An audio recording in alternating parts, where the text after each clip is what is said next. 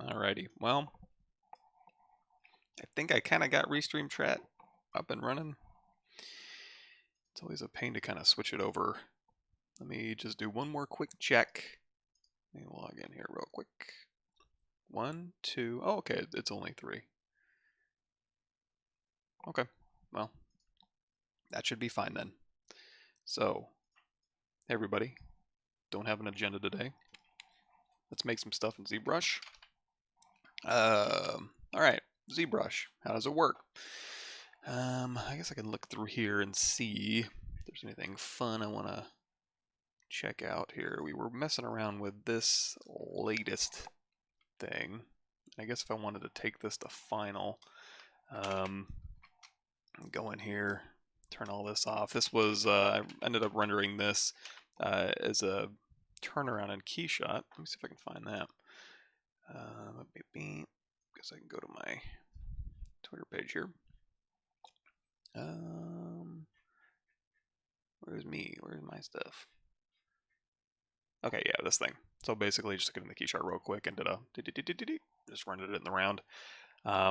Just using polypaint. If I was to go into like Arnold or V-Ray or something like that externally, what I would end up doing first is making sure that, first I'd finish the sculpt off. I guess I can do that. And then I'd go through here and UV everything just to make sure that I could like tile patterns and textures and stuff through this. Also probably finish out this stalactite. So you know what? I guess we can probably finish this out. So let's go ahead and I'm going to delete those leg hairs there. They're not really doing it for me. And I'll go ahead and do some creature sculpt stuff. So let me go and load up Quadro. More run as administrator. Yes, please. Hey, you fool. Let me see. Load this up real quick and open. Just opening up my images here. Reference. It's going to populate some images around my screen real quick.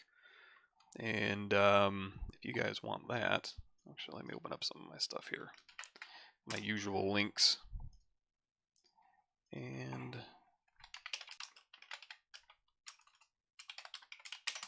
it's just a cool little reference viewer you can use. It's basically Quadro reference viewer. You can get it for free, and that'll kind of allow you to kind of put some images around. So just looking here at this, there's not a whole lot to go off of. I'm going to see if I can't find. Let's close that off. Some images here. So you got the hairy legs. You've got kind of a millipede or a centipede type body. So just real quickly, I'm just going to do a quick search for centipede. Images here, and let's go ahead and do the tools size large because I'm looking for kind of shell detail. See if there's any kind of cues I can take. Looking for one with, there we go. This will work. Let me see, open in new tab. There we go, that'll work. So kind of yeah, it's almost like a wood shellacked shell. And then these are kind of plasticky or rubber. And you know what, we can go with that. Something like that. So let's let this autosave here. If I just want to see her in my scene, since I don't need to see everything in here, so I've got Aang and I've got my star placeholder for the naming. I'm going to go ahead and turn his folder off, and we'll just focus on hers and not the star. So we got the shell here.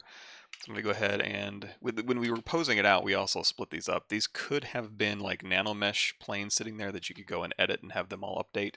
But at this point, you're probably doing a little bit of sculpting on all of these. If you wanted to be really frugal, like if this was a giant creature that you wanted to like bake every single one of these down to a single texture, or bake one to a texture on your sheet and then just duplicate it around, that would also be fairly valid.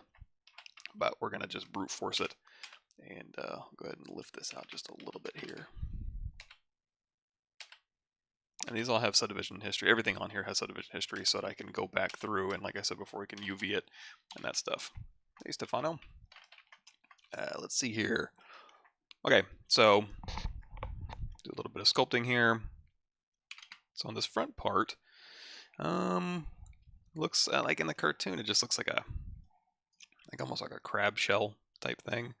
So we'll kind of stick with that. And I'm going to go in here with my Damien standard brush and just kind of run an edge right along here, and then I can hold down Alt and I can kind of pull up, and we can just put some cracks in it this way. And we can go ahead and turn off X symmetry. It doesn't need to be symmetrical, obviously, at this point.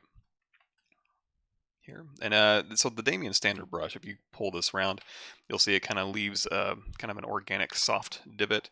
If you use more of like an Orbs crack brush, you can get this on Gumroad as well. And go through here, and that'll give you kind of a little bit more of a harsh line. Of course, you can also go up here to your brush. Nope. Hit B for brushes, and in your chisel brushes here, you've got some VDM options. So you can probably drop that intensity down quite a bit. So you've also got some things you can pull through there. These are more suited for play panel work. And also it's got lazy mouse on, so it's a very smooth stroke. And also, if you get a comma key here, you can go into brush. There is the RAM brush. You can give a shot. That'll also give you a few options for like, let's crank that intensity up. Maybe throw a little more of a lazy radius on there.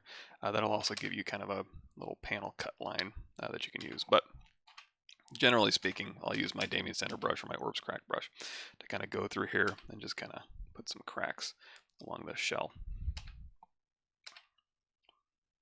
I'm going to kind of do kind of like a primary read along here.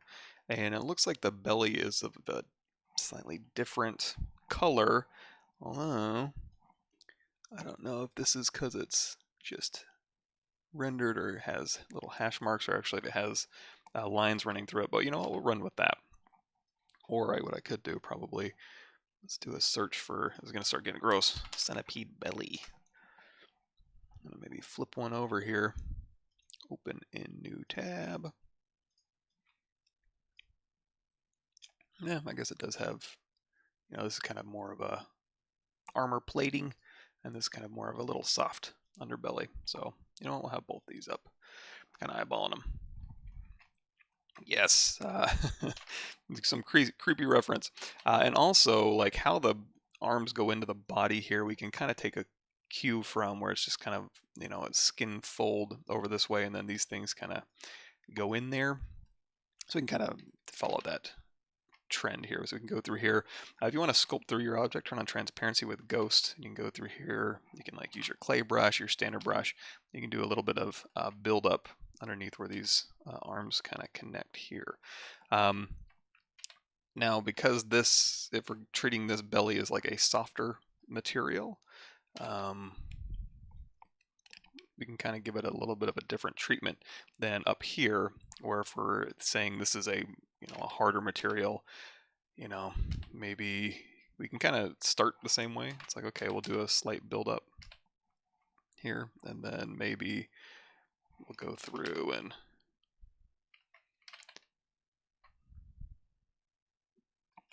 maybe give this a little bit more of a harsh fall off. Like so, and maybe go into our clay brush, we'll build up to that ledge here, and then even through here we can go through and just continue kind of, you know, making it look like this was like these cracks were kind of going this way. So it's, again, give you an idea more of like a hard shell treatment along the top, and then on the bottom here we'll go ahead and keep it nice and goopy. If you're running out of resolution, we've already gone through and we've Dynameshed this, and then we ZRemeshed it to get a result, and then we have subdivision history over here, so we can always drop down and give it UVs and do any low-res posing type things we'd want to do. But we can go ahead and hit Control D to continue subdividing. We're not changing the silhouette that much to warrant having to go back into like a Sculptris Pro or a Dynamesh or anything like that. So we'll go through here, and we'll keep this one. We won't put those lines in it necessarily, but we can look at, you know, like our reference and stuff. And we can go, you know what, maybe there is a fold along here that this thing can kind of fit underneath, and we'll go through here and kind of maybe pull this over. So that way, again, on the underside, we're getting more of a goopy feel. And then on the upper side, we're getting more of like a cracked shell, kind of hard armor feel. So again, we'll use our clay brush here and our Damien Standard. We'll go through and just kind of pull this stuff around.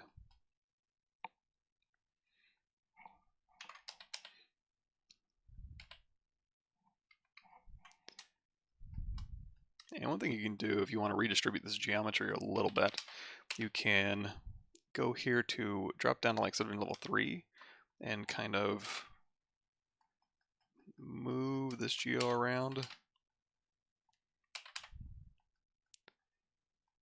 And then you can try a reproject higher. So it might be a little bit more forgiving, which is under your reproject higher subdiv. And that'll kind of allow you to redistribute that geometry. Probably didn't do much in that case, but just in case you didn't know that option was available to you. Something you can do. I'm also going to drop my Z intensity down. So while we're smoothing this down, it doesn't go too nuts. And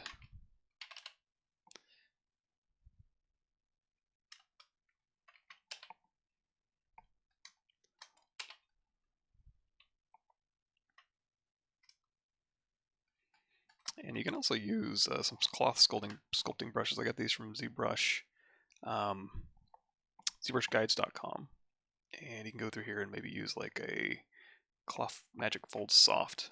And that might also be another way you can go through here and you can kind of use these. Let's turn on transparency with ghost again so we kind of go through our object here. Go through here, and this can be a way to kind of start these transitions here.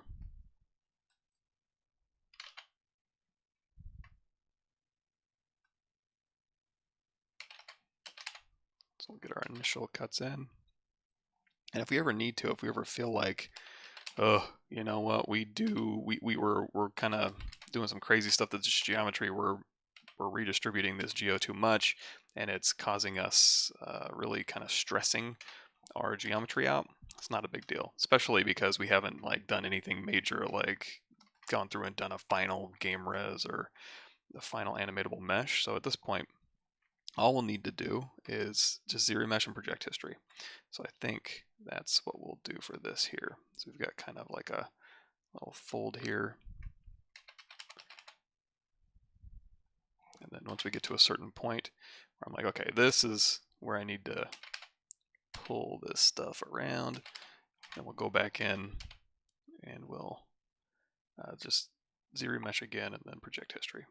So we'll kind of put some soft folds in here and then maybe clay build up here. And then working in the round, going up here. What I'll usually do to kind of get these straighter lines is use Move Accu. It's just an Accu curve turned on in your Move brush. It just allows you to pull out a little bit finer points and just kind of work your way down that profile. And then you can also go in here and like use a pinch brush to kind of close these up a little bit. There we go. So before I go and reproject, let's make sure I'm looking at my reference here. Anything else I want to do, or anything else I want this to look like? So like if this is an armor shell and this is a goopy belly, maybe this in here would also be a little bit of a softer feel. Let's go back in our magic folds here. It's going to solo mode and kind of go through here, and let's turn off X symmetry. And maybe there's lateral folds around it, so we can kind of maybe try this out.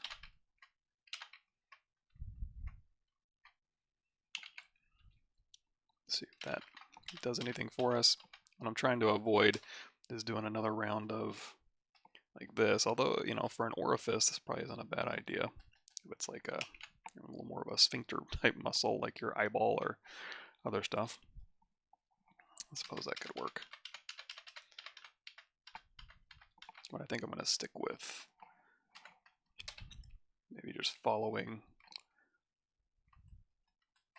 these lines we already have around here. So we'll just go ahead and you can hold down Alt and you can kind of pull up to an edge with your Damien Standard brush, and then you can let go of Alt and you can again put in these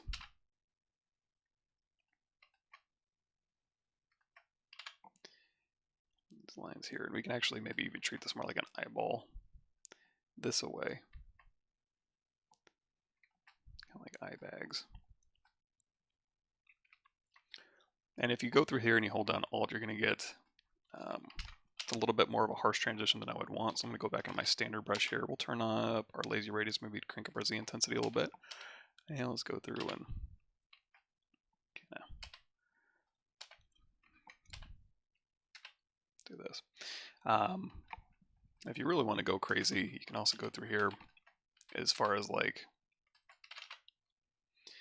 getting that eyeball look. You can go through and you can do like texture XYZ, and you can project a eye bag and pour detail and stuff like that. I don't think we need to go that nuts, but I'm gonna, you know what?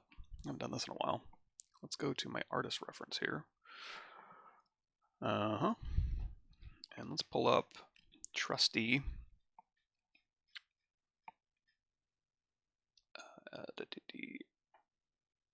shell, Jordu shell, JORDUSCHELL, and he always has cool stuff to look at, especially eye bags. So I'm going to go through here, double click on some of this work, and so these are all like traditional sculpts and stuff like this. You can kind of zoom in and look at how he handles forms and stuff, and of course he'll always have really cool reference. And the reason I like looking at these is because he's done a lot of problem solving as far as like what reads, instead of going back to you know, let me just get some human reference of some eye bags. You know, you can go and look at, it's realistic, but it's also a little bit stylized. It's a little bit like, you know, he's made some decisions on readability and execution that are really interesting and stuff. So go through here and just kind of follow those lines, just kind of those crisscrossed bags, and that's just kind of going through here and just kind of overlapping that. And I'm not saying that's exactly what we need to do in this case. This is kind of an interesting one. So I'm kind of just, you know, going from like, okay, corner to corner. We can put in some eye bag wrinkles like this, and then we'll kind of fade it out towards the middle. But maybe, yeah, in the corners here, we can kind of bunch up. And again, if you're running out of resolution, just hit Control D. We're not really taxing this geometry as much as we were the other one. So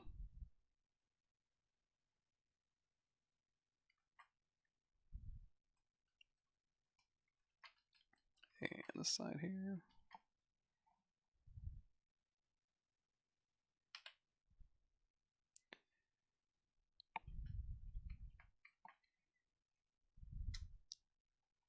And turn up my Z intensity just a little bit on my smooth brush. Now that we're in the higher resolutions, it's not.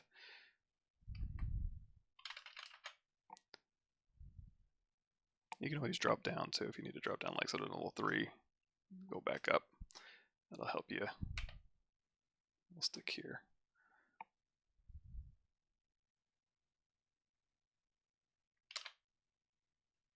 And then, of course, we'll go back in, go up to subject level 5, and we'll go in. You can also start poly painting at this stage. I mean, you could. I would probably say start poly painting early, so you make sure your material breakup and everything, your overall composition's reading. But certainly, if you're starting to do your final poly paint, or you have enough resolution in your mesh to, you know, do some more detailed poly painting, even if you're not planning on, you know, using poly painting for all the color work you're going to be doing or texture work you're going to be doing, at least you'll have enough resolution there to do that. So let's go ahead and back into our trim dynamic, and we'll soften this transition a little bit. It's a little bit harsh.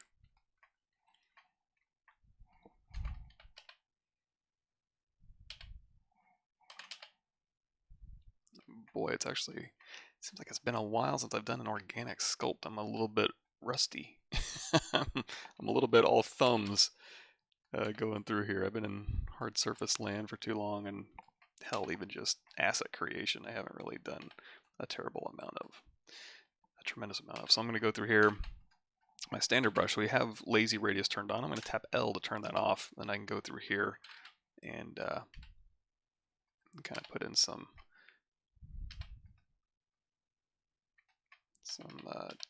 details on the side here. Maybe this could be like kind of semi-irritated skin, or go through here and kind of enhance these folds. You can also go in here with your inflate brush. Instead of using like a clay brush, just go through here with your inflate and use this to kind of increase that contrast between those eye bags. And you can also go back in with your Damien standard brush. And let's drop that Z intensity down a little bit and maybe increase that lazy radius just a slight bit. And then you can go back in here and kind of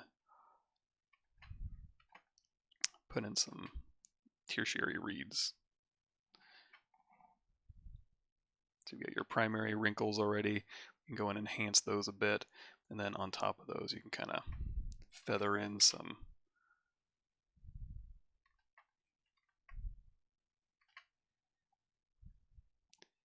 I'm not much of a creature sculptor per se. I don't get a whole lot of practice on that. But you know what?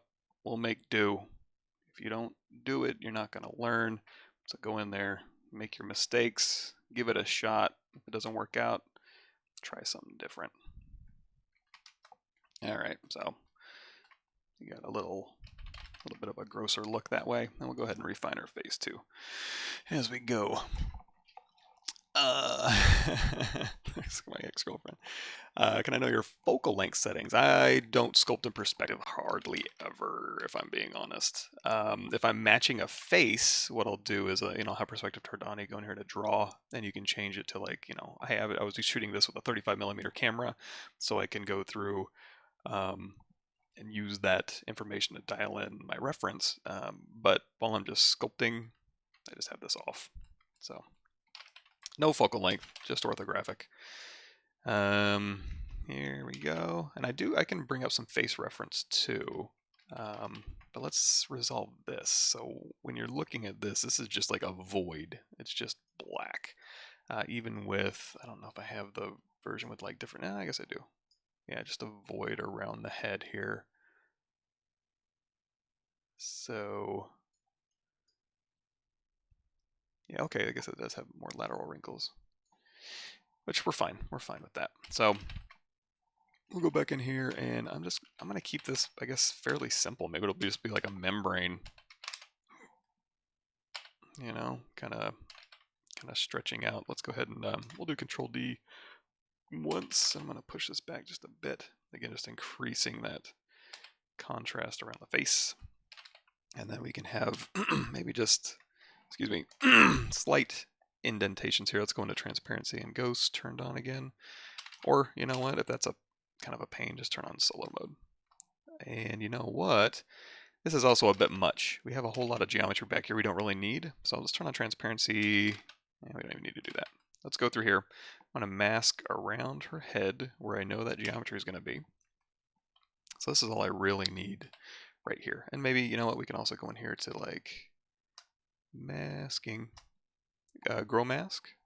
Kind of grow that out and then hold down Control Alt, and so you can keep growing and then blurring or sharpening your mask. And that's just Control Alt tapping on here or going here to sharpen mask. So now we have this, and I just need this area right here. So when I go in here, I'm going to say delete lower. Under edge loop, we're going to edge loop mask border, Control Shift tap, geometry modify topology, delete hidden, zero mesher half, tap to size down to 0, and then just get some nicer geometry. Let's do this a couple times.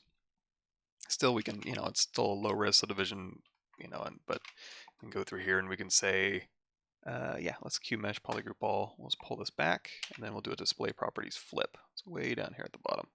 So that way, we have, it's still a kind of a thin plane, which I don't like. So I'm going to mask this here. You can just go into move brush and just Control tap this. We'll go ahead and reset this to camera, and then hold down Alt and just kind of, oops. Let's turn on LSIM, and we will scale it back to like a straight line here. There we go. So again, I don't care too much about this. And then we can even go in here to like insert multiple edge loops, and let's say same or keep polygroup here. There you go. So I'm going to go ahead and do a crease PG. It's under your geometry crease menu, and we're going to hit Control D. And then as I subdivide this, it'll maintain that edge loop a little bit better. We still looks like we need to go through here, and we'll just pull this forward a bit and then back a bit, just because this is, I want it sitting, you know, if we wanted to 3D print this later, I want to make sure all this stuff is fairly watertight. So we'll go through here and we'll ensure that this thing is wrapped all the way around here. For heads coming through, I guess that'll work. So redo this geometry a little bit. We'll subdivide this up just a bit and just put a little indication in the corners that, you know, there's a membrane kind of being pulled through here on the corners. On our standard brush here, maybe smooth this out. And we're working at slightly lower intensity, so I'm going to drop the intensity on my standard brush there. There we go, something like this. Eesh. Okay, moving right along. So we got that shell here. Where did my reference go? There it is. So we're kind of eyeballing this. So going back through, we'll go into our Damien standard brush and it's kind of, again, just putting in some lines through here and towards the back. We can kind of dent it up too. I wonder if there's a good way to, you know what, let's try this. Let's go into our comma key here. We do have our, it's going to be semi-stylized LMNOP. Can I spell? EFN, Orba. So there might be some like hammer, flatten edge, hammered metal might work. Try that.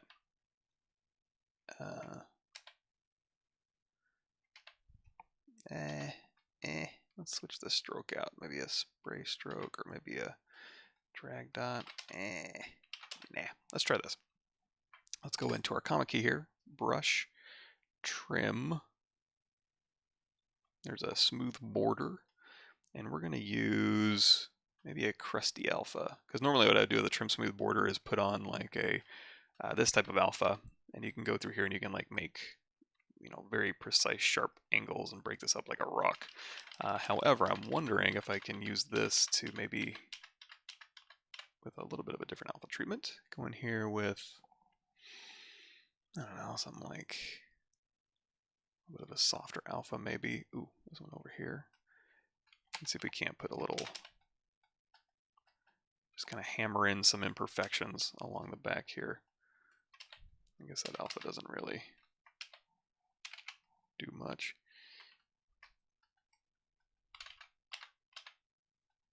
And we're just on a freehand stroke with a trim smooth border.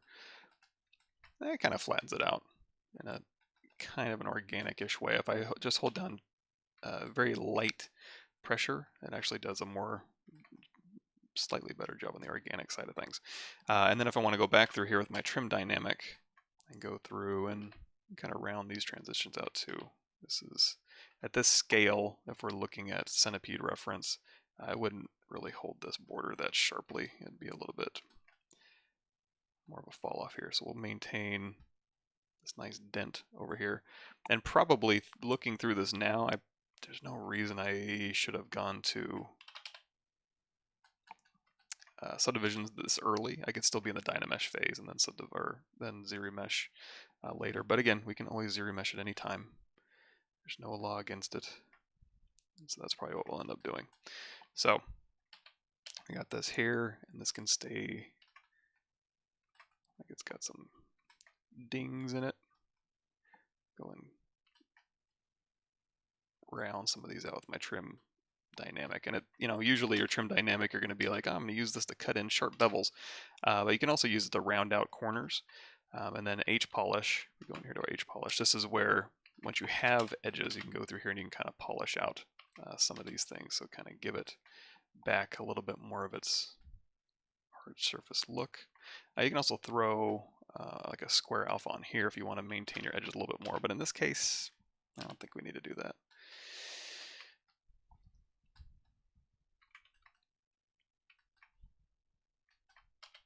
And through here, we can maybe reinforce this idea. Let's go through here with our pinch brush. Kind of close up some of these gaps. It's not so bubbly. And trim dynamic back in here. I don't usually live stream this type of content either because I find it kind of tedious, not only to do but to watch, I would imagine. So I'll leave it up to you if you guys want to see. Hey Antonella, if you want to see anything in particular or any sort of problem solving in ZBrush, I'm open to that too. I can always do this on my own time. Again, not particularly engaging. Basically going in here and just putting in some major cuts along here, along the back here. And we're just, I mean, this is just going to be continued along that back spine area. So what we can do is, again, we're kind of stressing this out along the side. So let's go out of solo mode here. Let's turn on X symmetry back on. One thing I wish I could do is mask this and just see if I can repeat this detail over here, because I'm not too concerned about repeating detail. Along the back, I'm certainly not going to care if I like do mirrored stuff, although it's going to be difficult to do mirrored stuff there. But down here, that's something I would probably want to avoid if I'm going to be putting a big camera. Oops. Down in this area here.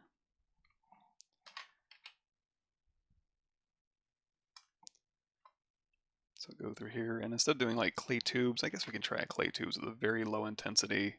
Maybe go up here to our stroke menu, modifiers, roll distance up 5-ish, and kind of use this. Let's turn off X symmetry.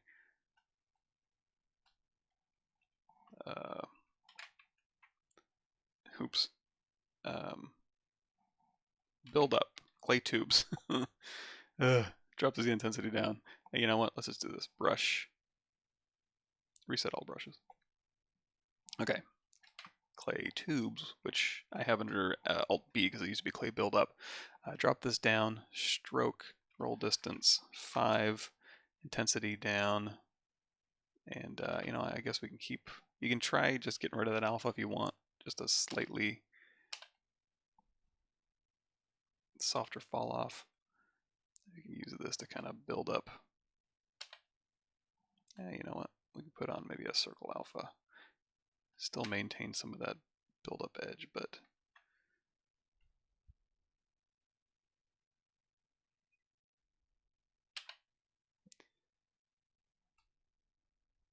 so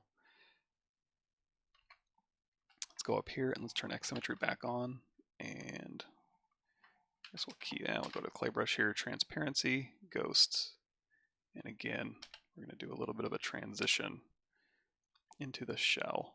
So we'll build that up, and then standard brush. Refine this edge just a bit, crank that Z intensity back up.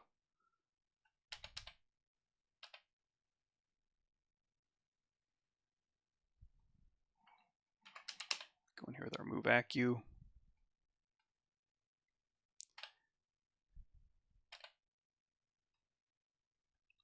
And then back in our Damien standard.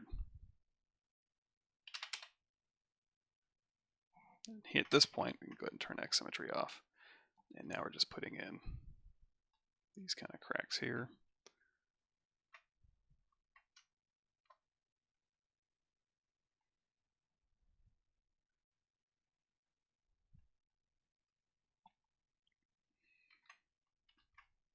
And just one more, real quickly.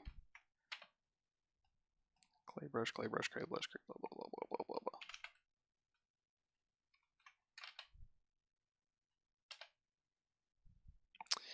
You know, if this has to rotate, I guess I don't mind that. We'll keep it higher on the bottom end if it's rotating it around. I guess from a physical standpoint, it might make more sense that this is more coming down more often, that this would be down further, but I also don't mind the look of it being a little higher on the lower end. So go through here, again, standard brush, as we do. And this is more of that armor shell. So back into our trim dynamic.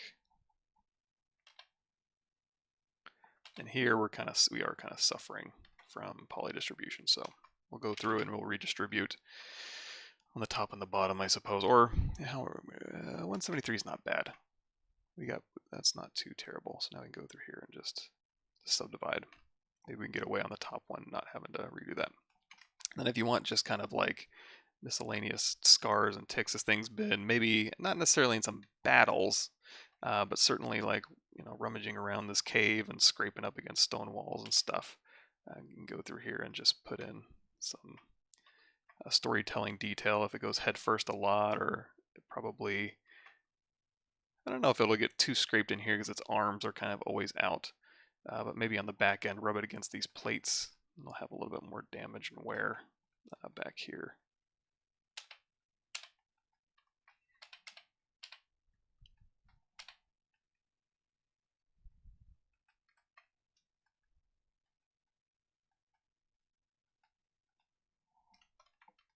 Anything that doesn't break the silhouette, also consider maybe doing in the texture. If you're going to take this into something else, you know, you can always just spray.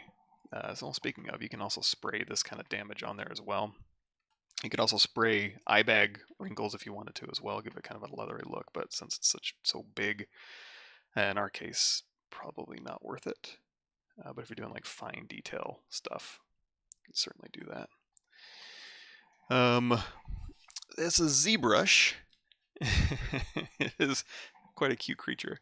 This is Ko, yeah. So this is yoink. We're basically recreating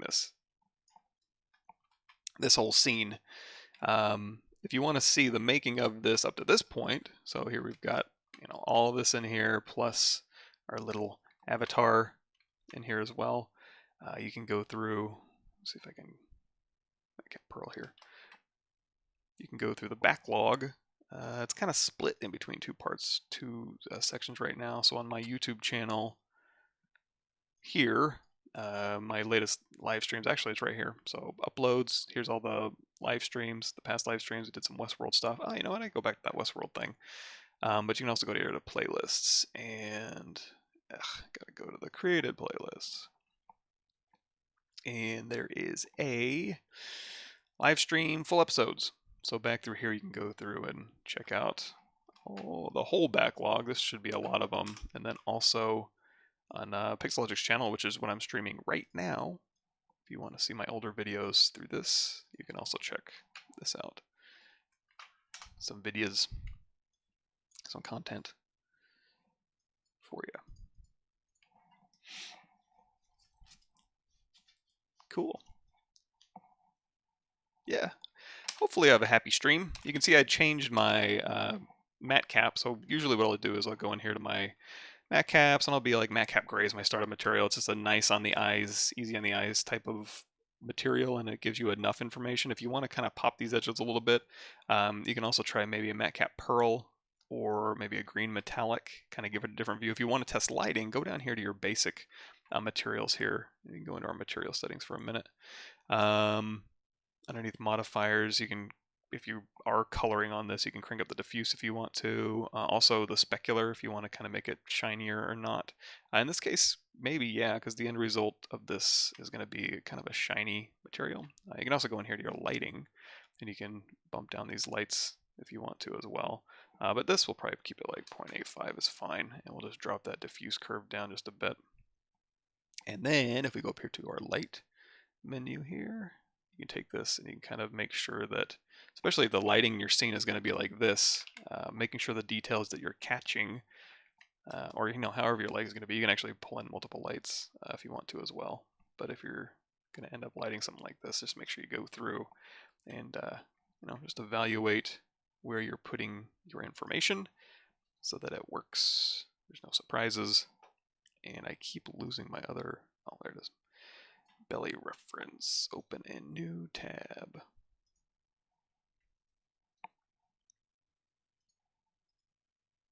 Image new tab. There we go. Yeah, so something like that. But we can also, and these matte caps don't inherit any dynamic lighting, it's baked in. If you want more information on that, I have some of that on my YouTube image. Just do matte cap, or what do we call it? We call it light cap. Do a search for that, and that'll tell you how to make your own matte caps using lighting, baked in lighting and material properties and stuff like that. I'm just going to put two main, kind of like almost like a whale belly down here. Let's turn off X symmetry and we'll just put one through here And then go back with our clay brush and maybe our pinch brush a little bit. We'll pull that back. All right, I think I'm getting a slightly better feel. My heavy-handedness is dissipating a little bit. So now I'm starting to get it a little bit more. So this belly over here again is going to be a little less armory, more goopy. So we're going to kind of inform that by just going through here and knocking down those edges with our trim dynamic, and then maybe using our smooth brush to soften that transition out. And then we'll go through here and we'll just kind of round that corner with some of this belly detail here. And while you're putting this on here, depending on how you're going to compose the shot, you can also use this to kind of draw the eye to the face. It's basically just putting in a bunch of vectors going, hey, look here, look here, look here, follow these lines, so using all that to kind of give the viewer a hint as to, you can also do that like with contrast and lighting and color, and it won't be subtle as far as like giving them a hint of where to look necessarily, but all right, feeling a little bit better now. Plus it was early morning. How am I supposed to be expected to be at my full creative prowess at 6 a.m.? Come on, give me a break. We'll go through here and we'll kind of bubble this up just a little bit.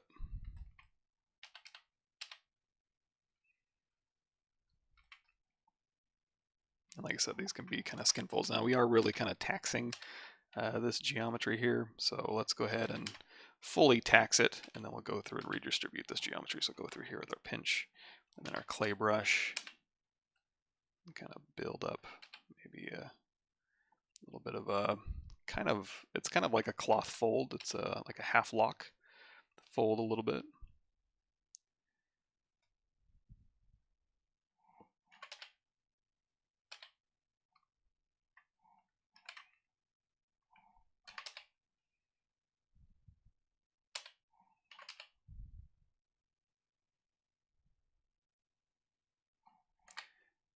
Go back in.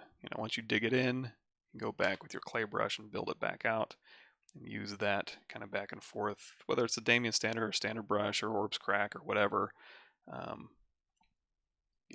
It's basically just a process of digging in this detail here and then going back in with your clay brush and kind of increasing that contrast, or your inflate brush if you want to be even more subtle about it. And that'll give you kind of that folded look.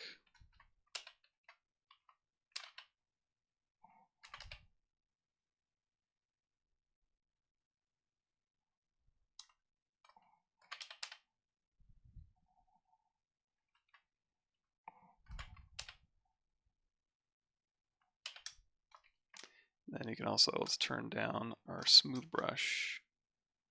Now my smooth brush is going to be a little different than yours underneath brushes here.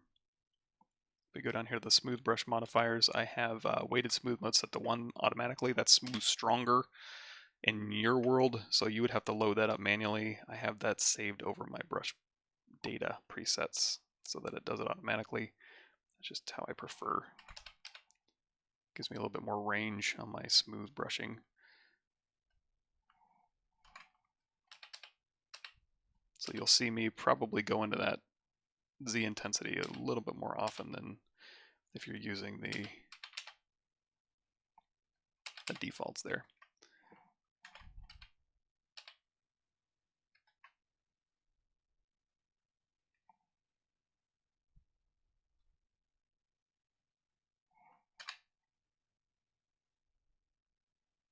Just kind of again spiraling this transition a bit.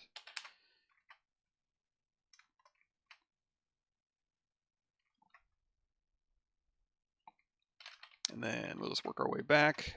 You know what, let's do a little bit more of this work. So we got some hairy legs, and by that I mean kind of up around here it looks like it's very, very furry up around these legs here. I'm still going to go for, I'm not going for like a hyper real hair necessarily. So these are, I'm guessing these are kind of just pods, and these might actually be placeholder pods that we don't necessarily need. Let me see, so this one here, let's hit W and we'll just kind of move these out of the way.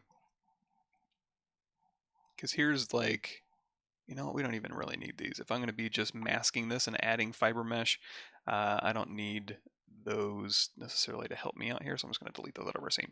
So we have these, and these are just going to be kind of gross little leg things here.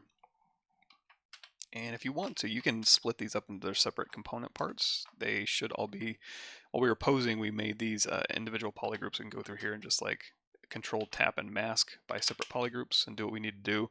If you want to sculpt these separately, what we can do is we can go in here to like auto groups, and you know what, I think if I can just hit, yeah, I can just hit mirror and weld, it's still mirrored technically, which is good. We'll keep that, and then we can go through here, and you know what, let's do this. Let's take all these top pieces here, and we'll say subtool split, and then all these pieces here, we'll say split hidden, and these ones here, we'll just go leg piece by leg piece. We'll split those off. Now these are dynamically subdivided, so if I do D and Shift D, that's turning on dynamic subdivision just to give me a preview. If I want to do real sculpting, I'm just going to say apply, and that's all under here underneath your geometry menu.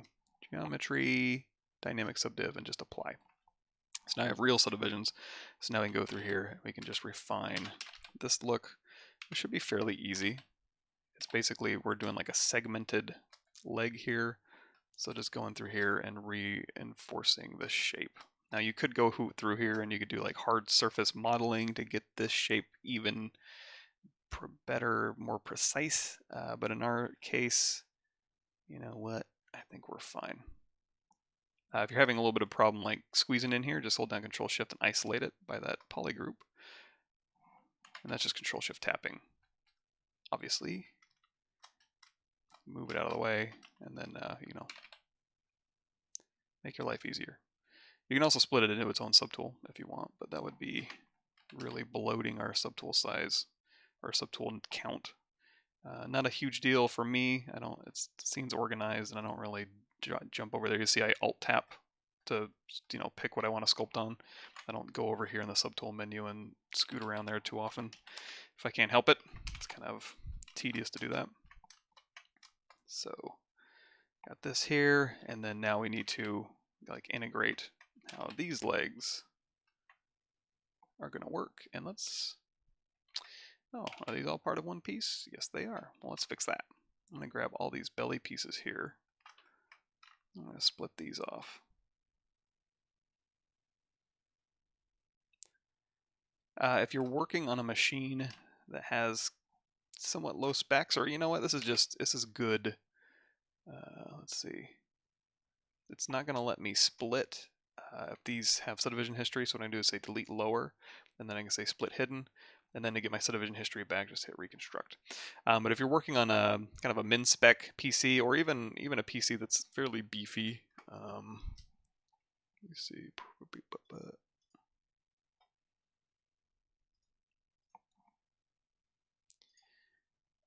What am I using? I'm using I have a 3970X Ryzen Threadripper and 64 gig of RAM. And if you like the hardware side of things, I can point you. Oh, there's the other one. Man, I'm having a hard time shuffling my windows today. Yoink. Say workstation here. So this is the updated 4250. Oops.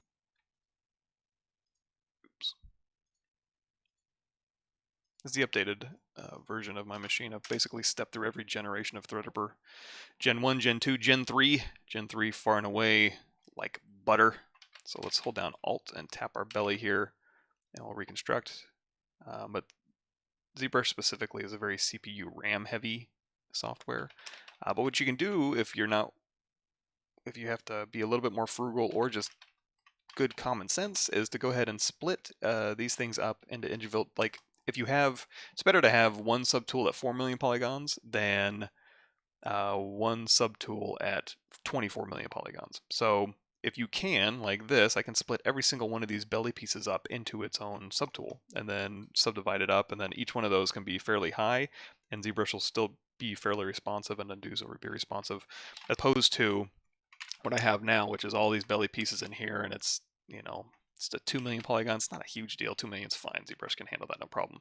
But if you start getting crazier with your subdivision, stuff like that, and this goes into the millions or severals of millions, there's something to consider. So again, this is going to be kind of a belly transition. This leg's a little bit awkward as far as like where our belly masses are and how it integrates, and at this point I might consider like, do I really care that much?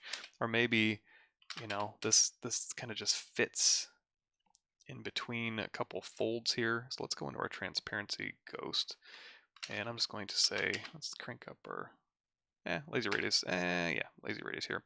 So I'm just going to put like a fold in here, maybe a crisscrossing fold. One thing I can do is I can go in here to our auto masking and turn on topological. So now when I pull on this side, it's going to leave that other side alone. So now I can pull this one underneath and pull this one over and kind of get that look fairly quickly, even though it's all one subtool. If they were different polygroups, I could also use mask by polygroup up at 100, just above there. But I think that'll work just fine. So, transparency ghost, got kind of these things folding. And you know what? I can just kind of lean into that just a little bit. So I'm going to say,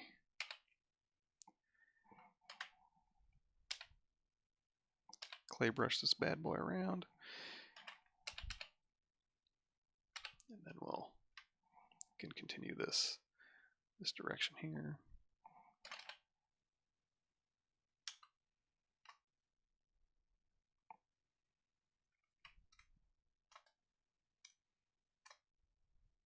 And these, this isn't global, so I'd have to go in here and turn on topological for this if I was so inclined to do that for my standard brush. But in this case, I'm just going to leave that alone. And I can also just isolate this too. Just Control-Shift-Tap it, and then go through here and move things around as needed.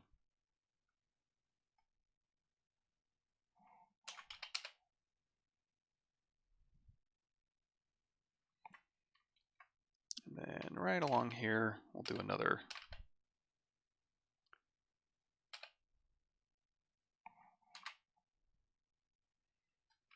and that should take care of our leg integration needs. Let's go into solo mode here and we'll just dig this out, pump this up, pump up the jam.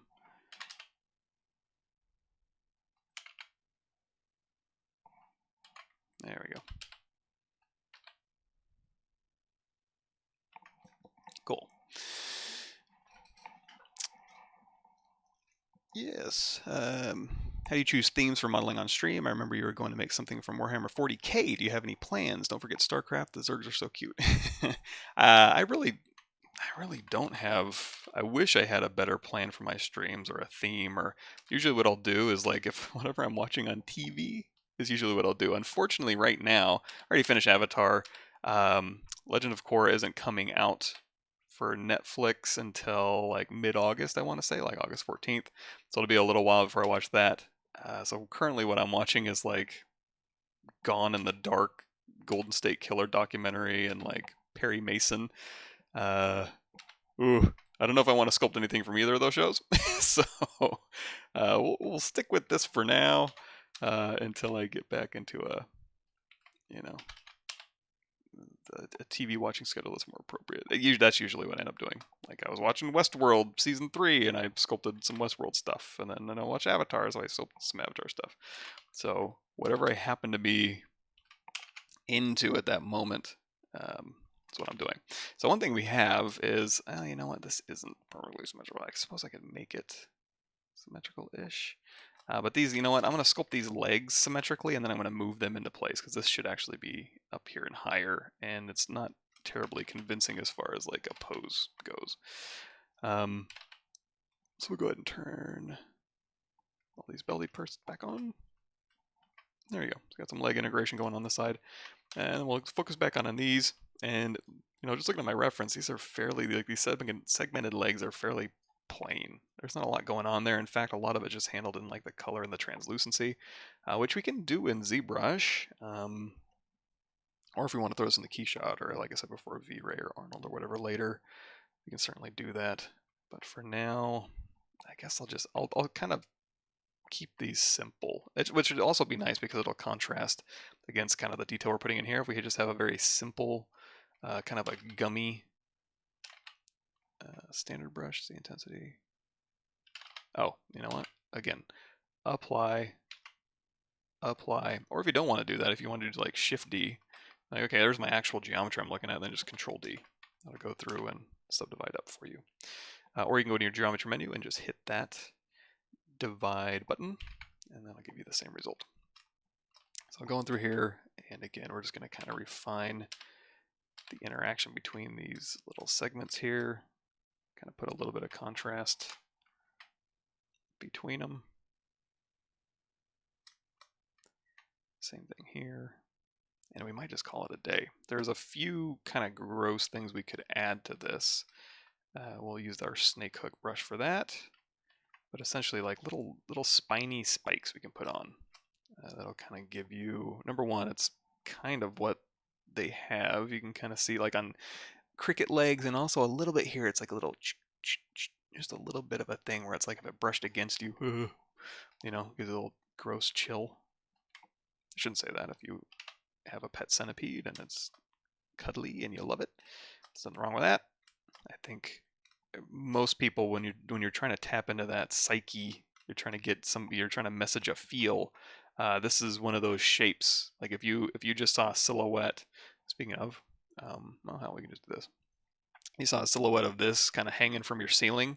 The reptile part of your brain would go, ooh, that's dangerous. That seems poisonous. That seems creepy crawly. Do not like. Generally speaking, human beings just kind of react to that, like little spindly legs and little snaky bodies. You know, so when you get into creature design stuff, that's why things like the face hugger and Alien and stuff is such a good design, because it's supposed to message exactly that, like a spidery, snaky type thing that just puts on all those alarm triggers in your brain from the reptile part of your brain, and just it makes you feel that, which is what they're going for. They're going for that kind of creepy crawly vibe, and the best way to do that is to tap into that part of your brain that says that is creepy, that is crawly, and I do not like, because it could hurt me.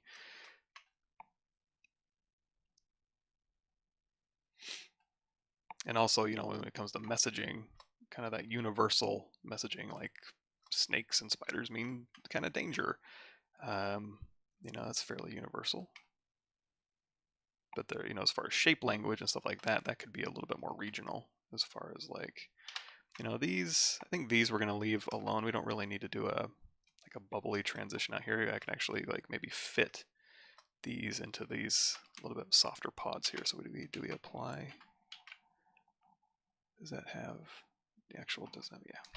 So through here, we can maybe, you know, let's go through here and inflate. Kind of just do a little bubbly inflate along here. Kind of make it look like a sheath that these are kind of squeezing into here. And again, these are going to be covered in hair anyway, so I'm not overly concerned about storytelling there. But then over here, this is where we're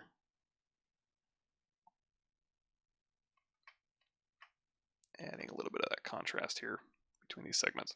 Of course, these are all almost identical legs, so it may have made more sense to go through and totally detail out one leg and then duplicate it back and reconstruct subdivision history. But it didn't take too long. We are working mirrored though, just to kind of save us a little bit of time. Any more kind of weird, creepy stuff I want to do? Because these are almost like gummy bears as far as like how they're treated. So I don't know that we'll go that far. I don't know how giving her gummy legs is going to help any. But one more thing we want to do is, I think, up towards the top and maybe the back, we'll go in here with our BSH snake hook brush, and we'll just kind of pull some spines off of here. So you can kind of go through here and you can just kind of just do it. That'll give you the most control.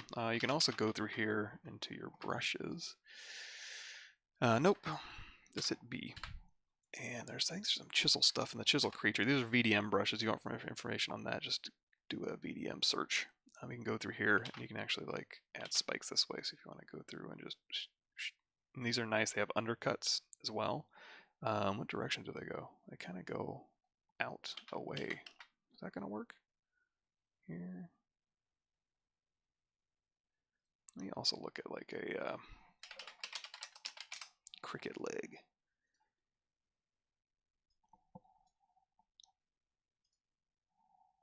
Yeah, you know, I guess they do. I don't need, oh, you know what, these little hairs too can kind of be interesting. Maybe we'll kind of lean into that a little bit. Oh, that's cute. Yeah, but basically, and actually they get longer as they go down. Interesting. You know, you learn something new every day. And I guess that could also be dependent on the type. Let's do this. This might give us a little grasshopper leg. Yeah, these are a little bit, this is kind of, these little spikes here. These are very small spikes, so you know, you're thinking about readability and what you're trying to get across here. Yeah, I suppose that could work. And if you wanted to, like, you know, you can also go through here and be like, you know, maybe some little ones to supplement. But that might be a bit much. Maybe over here there's fewer or something like that as it goes down. But you know what? Let's do, maybe I'll do our own custom VDM. Jeez, if I remember how. Just trying to find a good.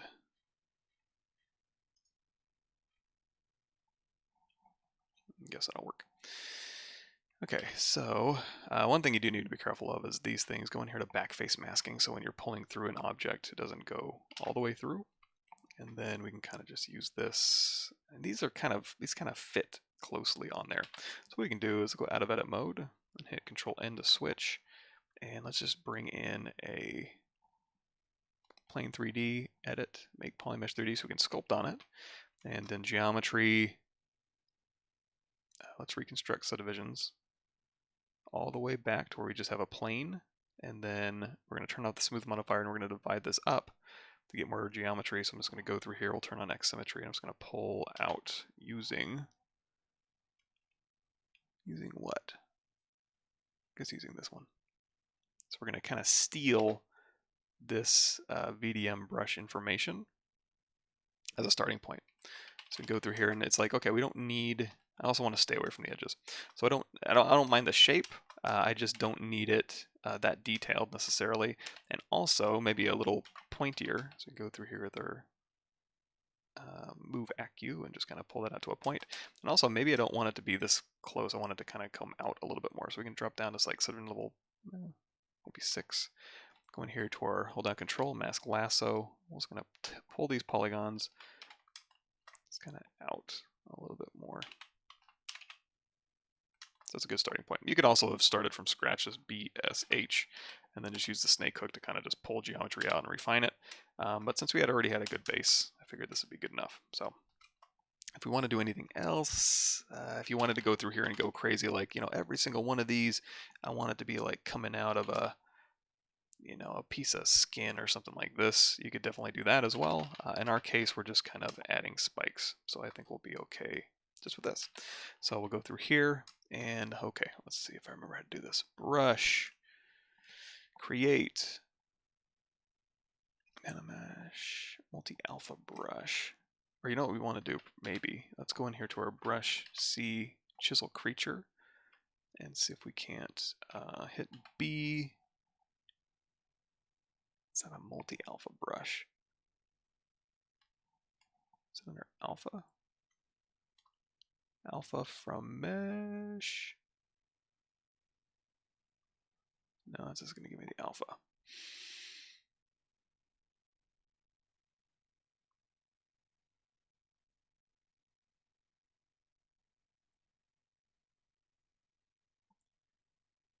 So basically, well, one thing you want to do is take the chisel creature brush and clone it off first, and then now it looks like, yeah, now it looks like we got our brush here. So clone off your chisel brush, and then you can delete everything out of there, and then you can say create multi-alpha brush with this one, and it'll replace it, keeping the same setting. So that was a little bit messy, but hey, got the job done. So now we can go through here, and we can use this a little bit cleaned up, a little bit further away from our mesh, and let's go ahead and subdivide this up one, so we can kind of go through here, and then maybe I'll go smaller and then larger.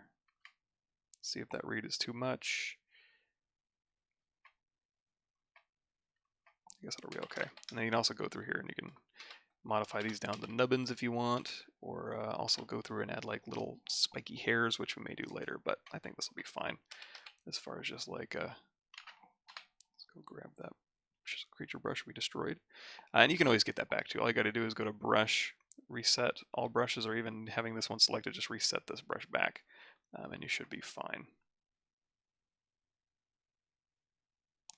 Kind of have these lean away a little bit as they go back. And then these ones down here, you know what, maybe they do have just a few.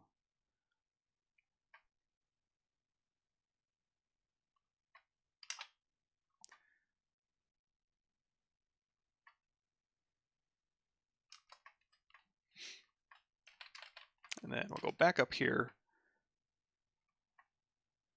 You know what, we can also pull these out a little bit sharper. So again, going into here, you can use snake hook, but also like your move ACU is pretty good at like just pulling out to a little bit of a sharper point. Again, kind of getting into your reptile part of your brain with sharp, stabby little feet that don't feel good. Okay, so we have this, and now we want to put use these as a basis for our leg hair. So let's go in here, see if we can control this a little bit more. I'm going to go to Subtool, Duplicate, hold down Shift and bent down arrow, and just pop this out of our folder here. So it's just over here separately, our duplicate. And then we're just going to mask exactly where we want this hair to come from.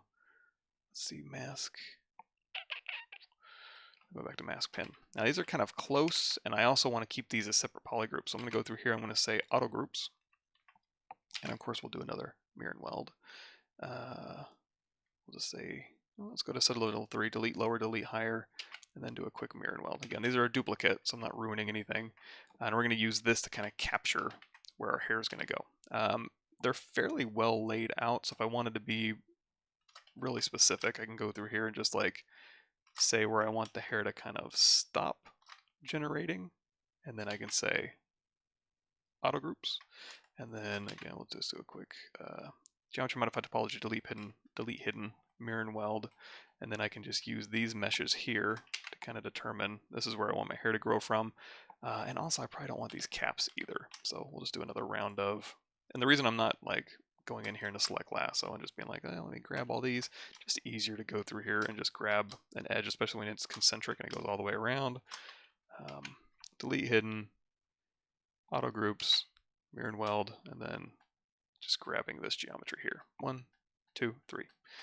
Geometry modified topology, delete hidden. So these will be our hair growers here. So I can leave this here, I can sculpt underneath it if I need to, and these will just be what controls where my hair is growing from. Now I don't want it double-sided, so you want to make sure underneath display properties you have double turned off, because you don't want a hair to grow out and in. And then, you know what, I'm going to use gravity to my advantage here. So I'm going to kind of rotate my camera so I'm looking at it this way. So when I turn on gravity on my hair, it's going to kind of go in this direction. I can always groom it in that direction, but save ourselves a little bit of time. So down here under Fibermesh, we can turn on preview, and there we go. We got some hair going. Of course, we're going to want to modify this quite a bit. And also, like I said before, if we go up here to this gravity and kind of crank it up, you'll see it starts kind of going down, basically the screen direction. It'll start falling down a little bit. So we can see this a little better. I'm going to take the tip and the base color down to 0 so it's not being controlled or affected by those colors. You can also use poly paint if you wanted to. You know what? You guys might like this. Way back in the day, go in here to Fibermesh here. You can see we did a poly paint of like a, what is that, anteater, and then you grow Fibermesh fur through that, and it'll pick up that anteater hair. Fur here. The fur will pick up the poly paint color you have, so you can use that technique. Let's close that wake on thing here. if you have a new lesson ZModeler, well, ZModeler is pretty straightforward. So under here, if you want like basics of ZBrush, and ZModeler is kind of a basic functionality thing, go to the playlists, and then underneath, stupid YouTube, they changed that. New intro to ZBrush, ZBrush for ideation. This like 50 video series, if you go down here to, what? You go down here to, you know what, let's do this. 32, video 32 in this series will take you through the basics of what you need to know as far as like, it kind of, you know, ZModeler does a lot. So there's a lot of functionality in there, but if you know that you wanted to have it be an edge action and then you wanted to do something specific, you start with edges, you look through your options, you look through your modifiers, target modifiers, and you're usually pretty good to go. So we'll turn on preview again, and we'll go up here. So max fibers I can crank down, and it starts looking a little bald. But I'm also going to go in here to coverage and crank that up. I want some nice like yak hair on here. I don't want like real spindly hair. This looks like very thick hair on here. So we're going to kind of stick with that. You're going to see it's kind of flat. However, when I go in here to BPR render, it's going to, let's turn off polyframe here. It's going to give us more of a rounded look. And where that's coming from is when I go to render, you're going to see our BPR settings are causing it to be subdivided twice, so it gets a smoother look. And also it's going to give it 4 sides. Right now it's just like basically polyplane looking because our profile is set to 1. Now you can go through here and you can crank this profile up. So if we want to make it actually round geometry, you can actually see that. However, it's actually drawing that. So if you want it to be more performant and you want it to be round on render, then you would leave this profile at 1 and then just in your render settings say this is how round I want it, and then change the sides up. However, in our case, like if we wanted to 3D print this, well, we'd have to be very careful because this would be very difficult to 3D print. So you'd want to, first of all, you'd want real geometry to look at, so we can change that profile here. Also, if we go up here to our length profile, let me crank that up, that's going to make our hair longer, but you're going to start seeing like, oh, it goes beep, boop, boop, it goes 1, 2, 3. When we render, it's not that bad. It actually smooths it out, and you know what, this light is just in the way. There you go. You can see it's kind of smooth. That's because, again, in the BPR settings, it's saying subdivide twice. Subdivide. Or you can also go through here and you can up the segment. So if we go to 6 segments, that's going to double it. And now we have a smoother fall off just with how much geometry it's throwing at us. Now, ZBrush can handle quite a bit of geometry. I'm not overly worried about it being like, oh, I better keep profile down for performance reasons. It'll be fine. Again, I'm not worried. Let's go into solo mode here. Yeah, I guess that's right. So let's play around with a few more settings here. Now this is kind of that thick hair, and we can go through and we can kind of clump it to those little clumpy points when we go to groom it. But this is essentially what I'm looking for. So let's play with our max fibers a bit. Maybe give us some more to play with, maybe not that many. And then your coverage down here and your width profile is what's controlling that, kind of the width of that hair. So I'm kind of like, okay, do I want less wide hair but more fibers, or do I want less fibers and more wide hair? Now, if you're going to 3D print this thing, I would err on the side of way less fibers and way more coverage. And in fact, you can even go in here to your width profile and you can just crank this up all the way to the top. That'll give you maximum coverage there. But in our case, I don't know if we need to go that crazy. So we'll drop this coverage down just a bit. Yeah, so for our purposes, maybe about this big, and then crank our max fibers up to kind of compensate. Again, we can go through here and we can groom this. We also have a scale root, so the root itself is kind of flaring out, which is fine. If you don't want that tip to scale, though, you can set that to 1, and now it'll just be like tubes. But I don't mind a little tip scaling. We do have a slight twist. If I go in here and say 0, these are just going to be literally just sprouting. If you twist it way up, as they twist down, it kind of gives you a clumpy look, but not really what I'm going for. So you know what, I'll maybe put in just a tiny bit of a twist. Maybe what I had originally is fine. Again, this is the gravity. So while my camera is this way, I can actually do negative gravity or positive gravity all the way down. That's probably what I'm looking for. And I want to say also, horizontal tangent, vertical tangent, clumps. You can kind of go through here and clump it up, and then maybe do a little clump variance.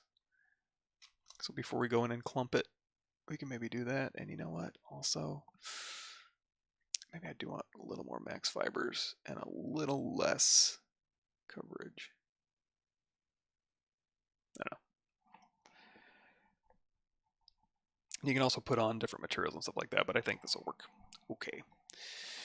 Okay, so yeah, let me go through here real quick.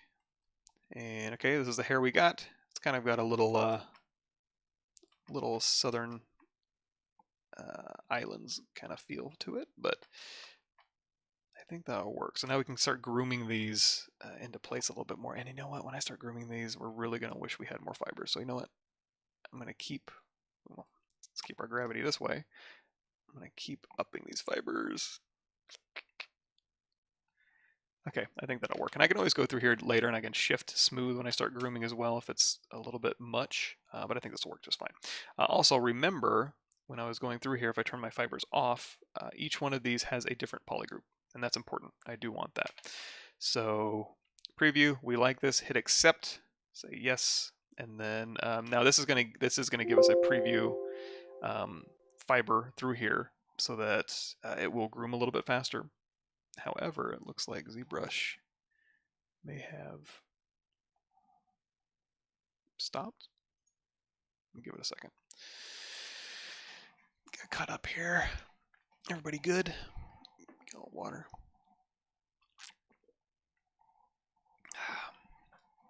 Now, generally speaking, if ZBrush crashes, it's not that big a deal. We'll wait here for a second. In the meantime, I'm going to go look at my ZData quick save. What time is it? 7:16 ZTool. Yeah, it saved it. So you can see here in my quick saves, we've got a quick save at 7:10 and then a recovered tool at 7:16. The recovered tool is what we would basically need. So it's safe enough, I believe. Let me see. Yeah, we'll say close program. And then we'll open ZBrush back up. Here's my, I guess, go back in here real quick. Here's my avatar reference here. So now when we go in here to our quick save, we'll have a recovered tool here.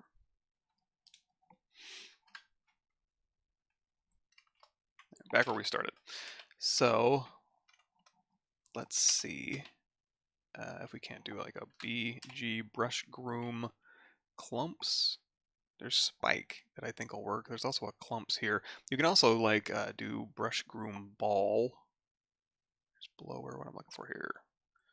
Not strong, long.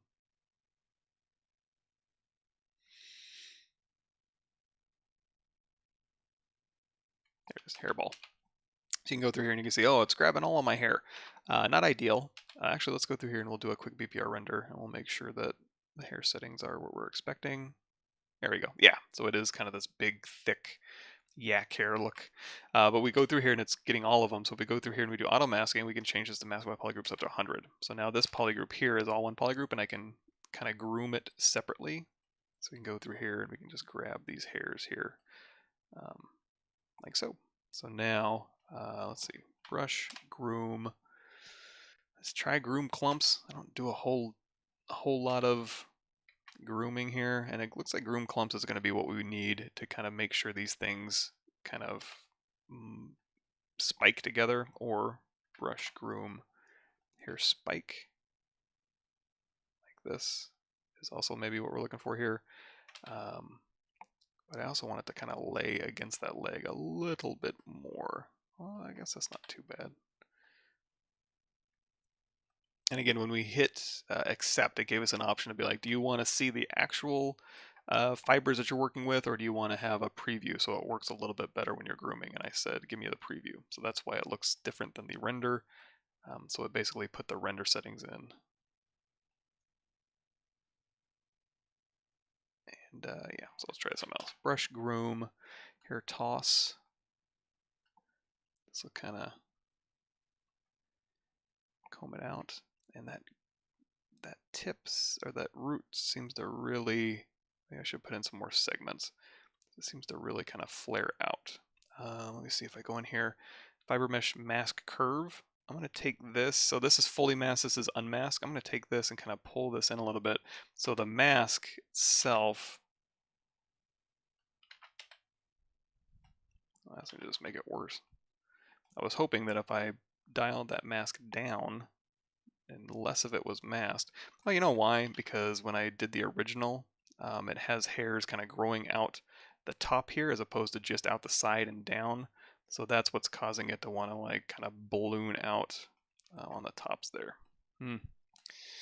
We can also do, there's another option. You can also go through and do hair cards. So, and you can also hold down Control Shift and just tap and isolate these. So you can go through and do hair cards, and then on those hair cards assign a hair texture, and that would make it a little bit more reasonable. If you're going to do game res or engine work, that'd probably be how I would go about doing that. But again, if this is more of a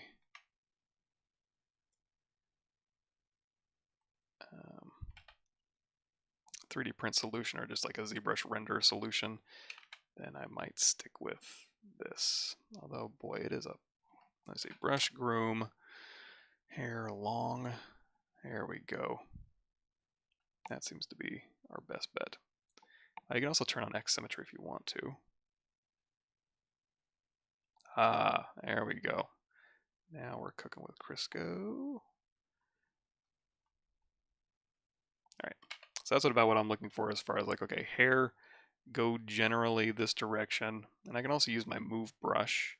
And also don't kind of ignore that other stuff. Let's turn on transparency with ghost so the hair fibers will hopefully ignore the geometry. That doesn't seem to really be our problem.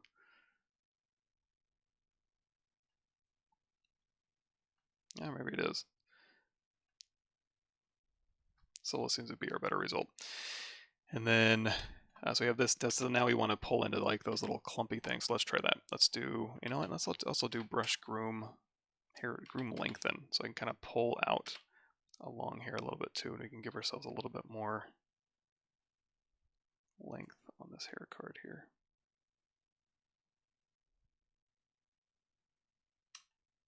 Again, you can also hold down shift and smooth back if you want to. And then brush groom, maybe spin knot. Oof. Yeah, no. Spike.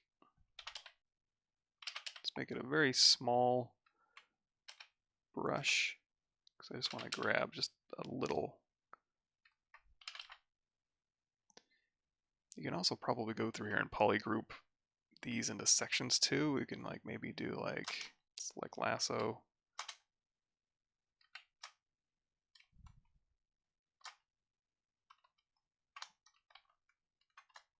Control W, or you know what, just select lasso visibility and then go in here to brush groom spike.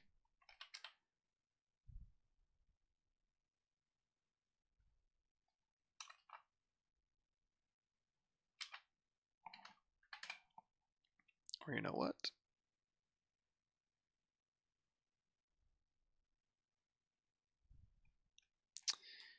Yeah, I don't know. You could break it into clumps and then just go by polygroup, or let's just do brush groom.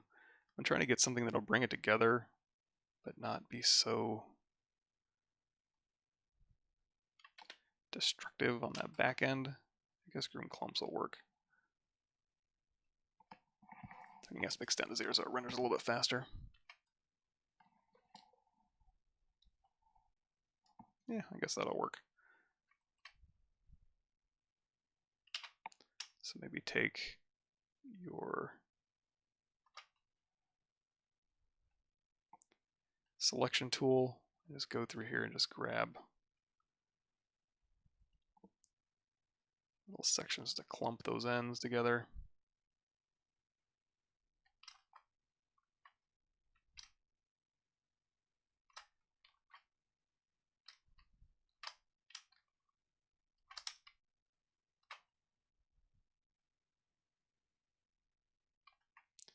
Sorry, this is boring.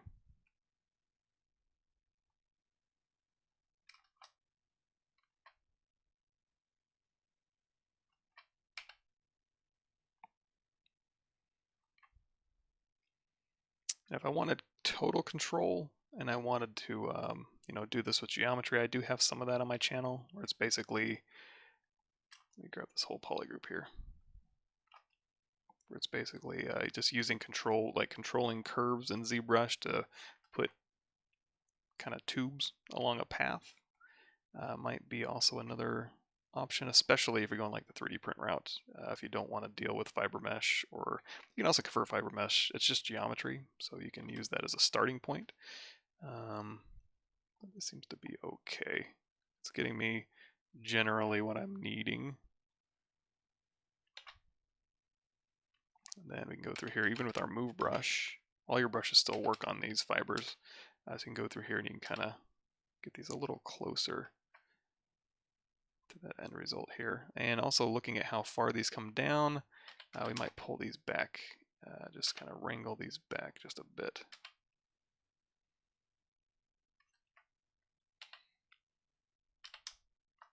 I also wonder if I do like a brush spin. Let's see if this will work. Slash, smooth, soft clay, spiral, sorry. Let's kind of go along here and kind of just twist this result around just a bit. We'll go through here and we'll kind of smooth this geometry a bit.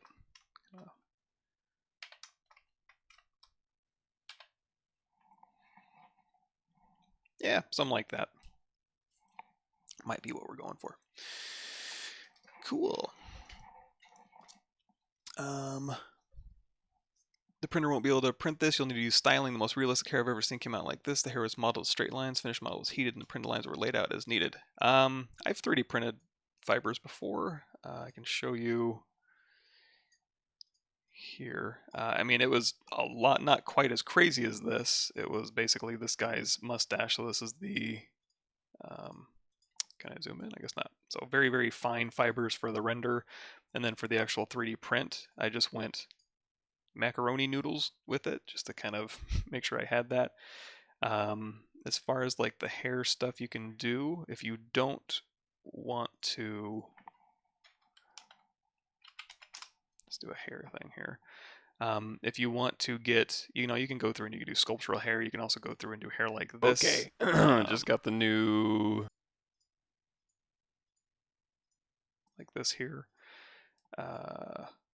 You know, this is more, I mean, this will print okay. You know, you could even print it in sections if you wanted to. But this here, yeah, probably not. But we can go through here also. You know what, if I wanted to convert these, let me see if I can't. Yeah, no. This is where I wish I would have gone with, hey, show me the actual geometry, just because I can actually treat that as geometry. Let me see if I can, you know, it's been so long since I've done stuff like this, the BPR settings. I can also maybe convert. Okay, let's do a quick save. And just as a test, let's go to geometry, convert BPR to geo. Okay, here we go. And now we have, this is our actual geo. So we can go through here, we can hold down shift to smooth, or we can go in here to inflate, and we can control these things on like an individual fiber basis if we need to. So that'll come in handy. Not quite there yet. You know, we still want to groom, so I'm going to pull this back to before we did that. And I'm also going to double check our BPR. And yeah, okay. So again, go up here, smooth, like so, and then I can again go through here and do our other stuff that we want to do. So I don't know how exciting that was to watch, but you get the basic idea. So go through here, and then we can fix these plates. Let's do the stalactite. Let's get some reference for that. First of all, the reference I'm pulling from looks like this, so ooh, hard to say what exactly that's supposed to be. Here's the rock wall on the inside, so it's just vaguely rock. So it should be fairly simple. So I'm going to go through here, and right now it's just geometry. So let's go ahead and just immediately say dynamic. It's on, so we'll just hit apply, and then I'm going to go through here and just dynamesh this at a 128 resolution. Seems to be fine.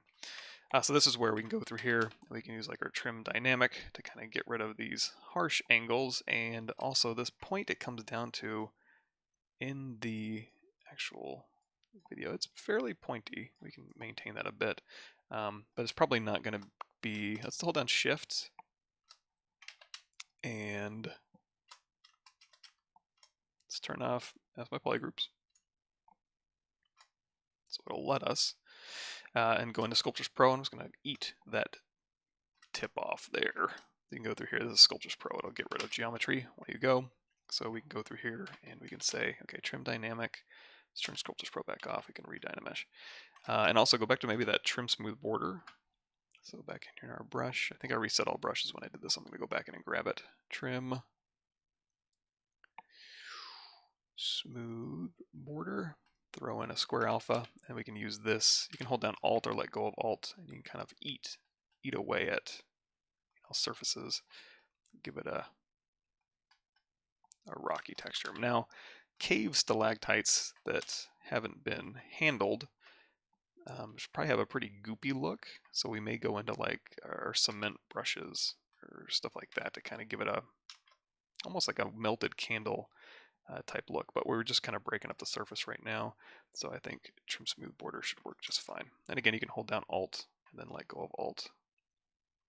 You can like pull up here, and now we've got kind of a rockier surface here.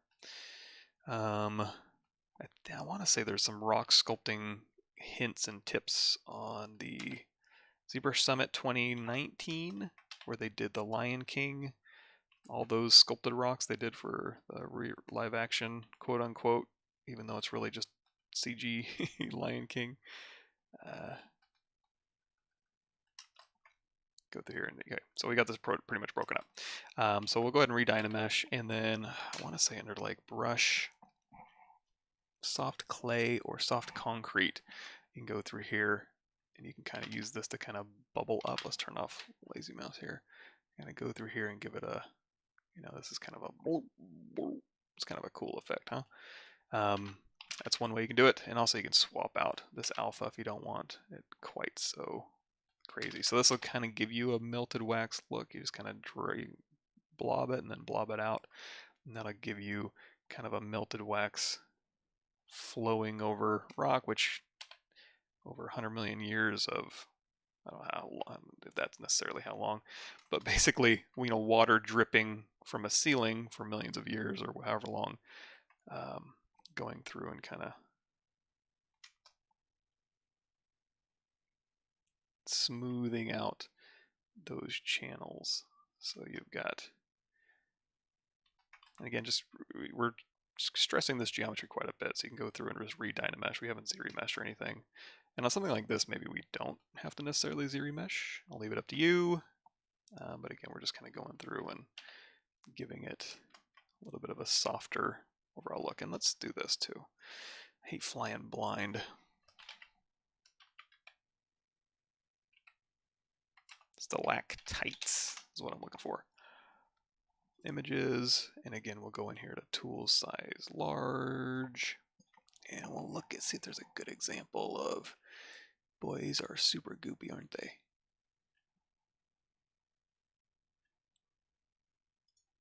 I guess that's a it's a video game.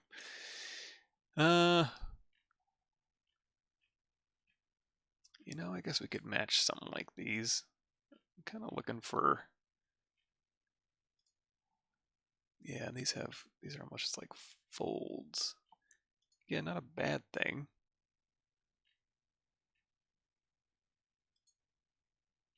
You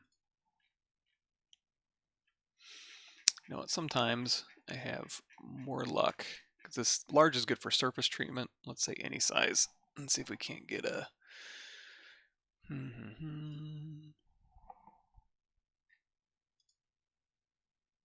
Yeah, these look quite a bit different than the reference images I'm looking at. It's almost like the reference images I'm looking at are not even like a cave formation. It's almost like just a jagged,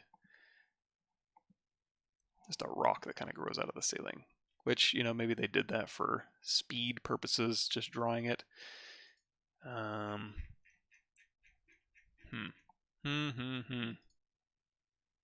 You know what? I'll have some of this stuff up just for surface treatment. But boy, it gets noisy, doesn't it? Actually, I like the stalactites better. You know what? Let's do that. Or mites.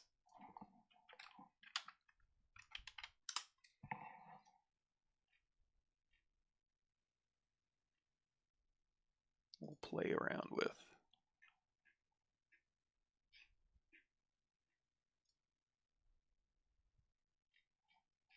Yeah, these are a little bit more what I was expecting.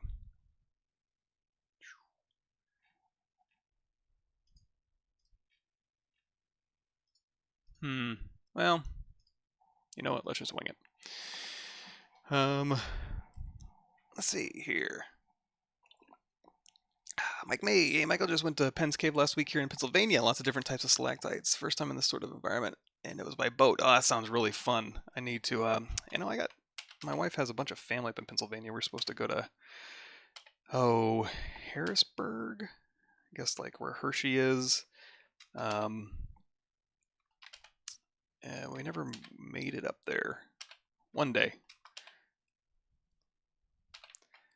I'm just basically going through with this soft concrete and just kind of wrapping. It's Dynamesh. You know what? You can also do like a polish by features. Since there's no features on here, there's no creasing or polygroups on here. I mean, I guess you could make polygroups if you wanted to, but it's just kind of undulating this brush down and kind of going big here to maybe smaller, and it's just going to kind of wrap. Your water is going to take the path of least resistance, and it might do it in kind of an interesting shape. So we can kind of use this soft concrete with just a little alpha here to go through and bloop, bloop, bloop, bloop, give us that cavey type of look. And does it look exactly like a stalactite you might see? No. But like Mike says, there's lots of different kinds. So what that tells me is, hey, listen, I saw this look just like this in a cave once. You haven't seen it. It's in one town over. But as long as it messages correctly and it's like, yeah, it looks vaguely like a stalactite that I might see, that's good enough, As long as it's not messaging anything that's bizarre or makes people think like, what is that? Then I think you're pretty golden. Let's go ahead and alleviate some of this here. Might have gotten a weird calcium buildup over here on this side. A little bit more tumory. We can also, we can stretch this down. So we can take this and just do an overall stretch, or even go in here with our move brush or move acu, and we can kind of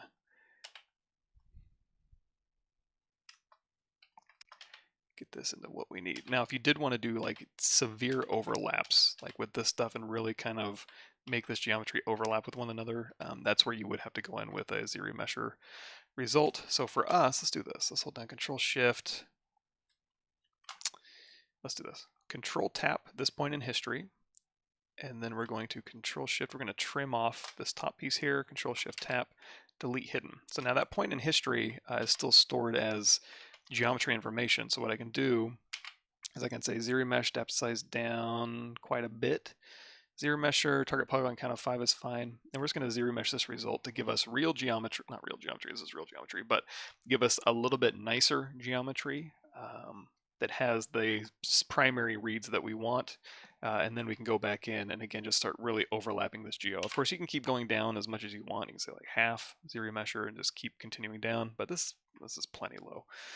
So we do have that point in history we can snap back to. So we're going to go down here to project, and we can always project all back. So we have this one here, and we have our history. So now what I'm going to do is hit Control D, which is subdivide, and then just do project history, and then Control D to subdivide, project history. Although I don't like working on one-sided meshes. So let's go all the way back here. I'm going to cap this off. We're going to say close it's convex hole. We don't need a bunch of geometry up here. So we have two things here. I'm going to go ahead and do a crease PG under your crease menu. So as I subdivide, it'll keep that line sharp. And then I'm just going to isolate this one, project history. Control D, isolate this polygroup again, project history. Control D, isolate, project. Control Shift Tab to bring everything back. Control D, isolate, project. And now I have all my details back on ZRemesh geometry. This is just garbage, whatever. I don't really need to see that. And now I have that ready to go. So now I can go through here, and it's not Dynamesh anymore. I'm going to go ahead and turn that off. And then I can go through here, and we can really start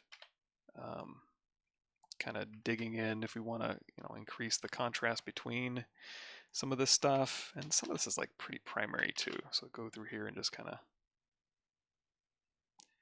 do this.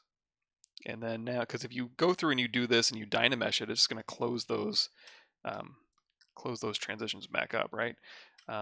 However, if you do this and then you like mask and inflate, or you even want to like go through and say this here, invert that, and just kind of pull this over, now you're going to get a very creased, strong division between those.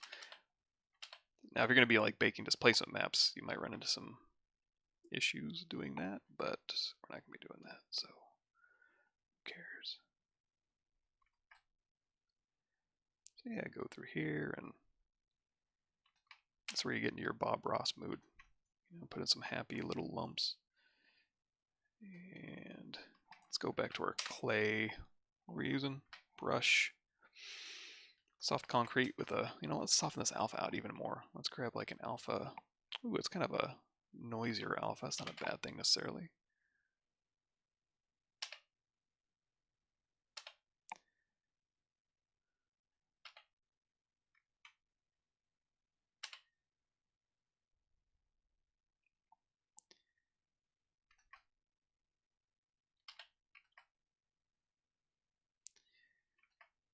And you could also, in this instance, give this a shot too. We can go in here to masking, and we can do mask by cavity. And then I'll go ahead and mask our cavity out. Let's, it's going to get a little bit, it's going to mask adjust here. Mask blur it like 1. Okay, good. And then, let's blur that out a little bit more. Control tap to invert that. And then we can turn off view mask. So now you can hold down Alt, and you can go in here with like your inflate brush maybe, and kind of just, that's kind of gross. Kind of push those back, or you can invert that, turn off view mask, and then now those cavities, as we go through here and inflate, will kind of maintain those borders. Of course, the mask isn't that great, so I'll go through here and smooth that out just a bit. But that'll also give you a little bit of contrast in those areas. Food for thought, although that mask was kind of cruddy. But yeah, it's just a way to get those overlapping forms, so not everything looks like a Dynamesh, basically. You get those nice, this kind of stuff. A little bit deeper, a little bit more purposeful.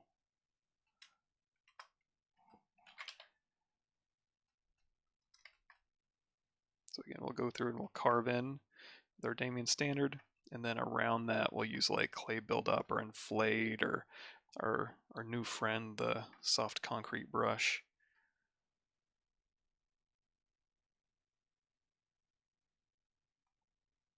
And we can also kind of dictate, like maybe up here it's a little deeper grooves, and then as it gets toward the end, it kind of softens out and they're not quite so deep. These are kind of newer channels being dug.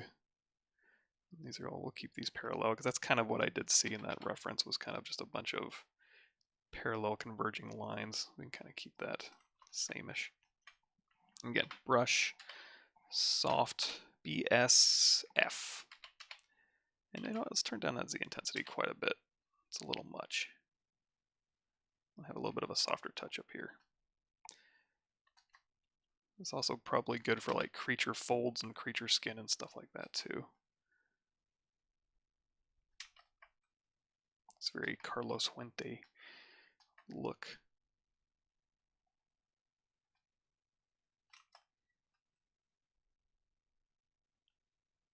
There we go. And if I knew more Bob Ross quotes, I'd be saying them now, but off the top of my tired head, all I can think of is happy little trees.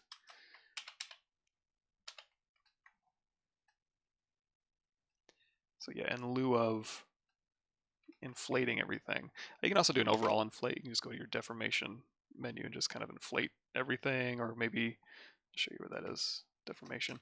It's also, if you want to get here, sorry, you can also go in here and maybe even do like a twist or a taper. Oops, let's do this, delete lower. Let's do a twist. You can go through here with your deformers and kind of, maybe you want to kind of twist this a little bit more.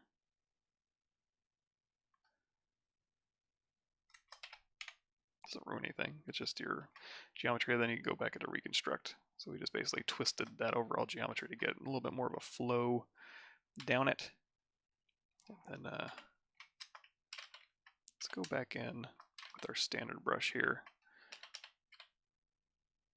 Turn off our lazy mouse. Turn down our Z intensity.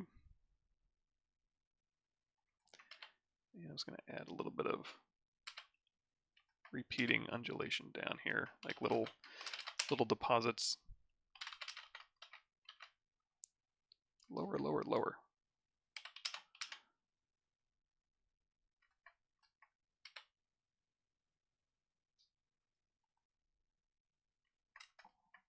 Again, I'm just kind of looking at, I guess we can turn this back up.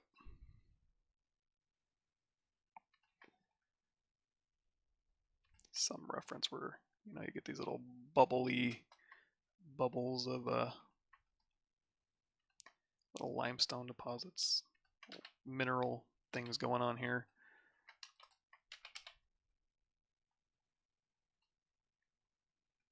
It's looking very creaturey. That's all right.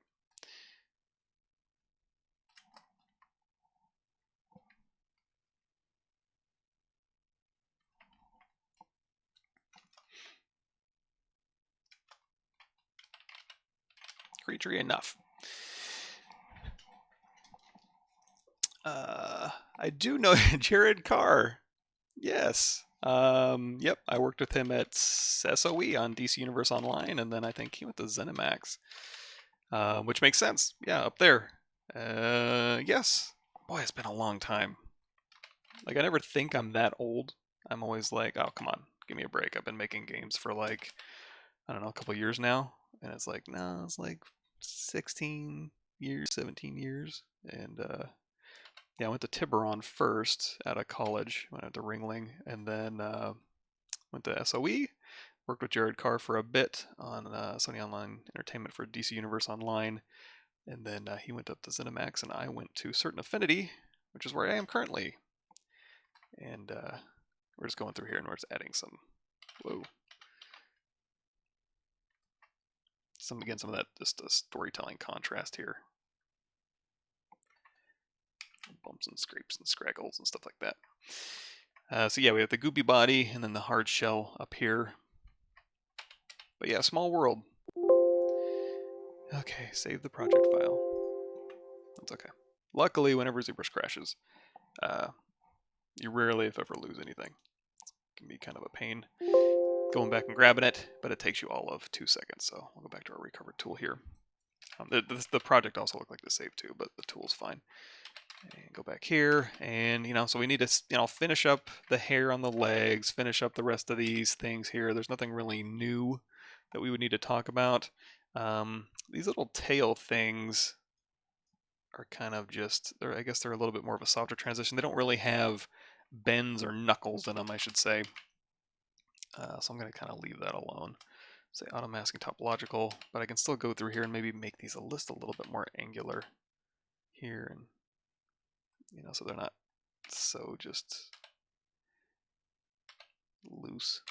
Also, it looks like dynamics on for these, and that would explain a bit, because I'm really pushing around not a lot of geometry here. So if I want a little bit more control, I can hit Control D to give it real subdivision history, and then as I go through, I get more polygons to kind of, again, just kind of, and you can pose these out depending on what your final shot's going to be. You can go through and you can evaluate, like we did before. You can just put on this to evaluate the silhouette completely, or even while you're working, up here underneath preferences, cam view, there's you can turn that on, cam view, thumbnail, turn that on, and you can just have that silhouette just kind of working in the corner. So as you're working in the round, you're making sure everything reads as needed, but since we're kind of working off of a working result here, that's essentially what it is. So I might change the poses up on the arms a little bit and do that kind of stuff, but cool. I think that's all I got. unless anybody's got some last minute questions they want me to answer, I'm going to call it a day and go try to wake up a little bit more. I love starting my day out with just being tired and then trying to throw coffee on top of that to become a functioning human being. You know what I need to do? I need to work out. I need to hit the weights or do something. I don't want to jump immediately into just sitting in front of my computer all day. That's going to feel a little bit gross, I think. Thumbnail, cam view. Maybe work on this face a little bit. I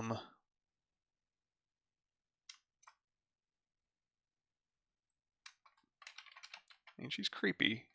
There's something about, you know, I can go through here. Let's say I have X symmetry turned on. I can go through here and I can just add just a little bit of, little touches of, you know, as the muscle and skin kind of work along here.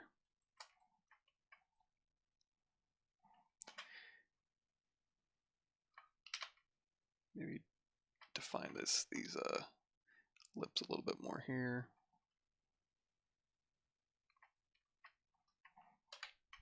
And this geometry isn't great. This is, I stole this from the tool, I think. Did I even, you know what, maybe I did zero mesh this, so I shouldn't necessarily blame any one thing in particular, but it's kind of fighting me a little bit, so maybe I would go through and, you know, I could also grab just another head. I do have some just base female heads I could bring in.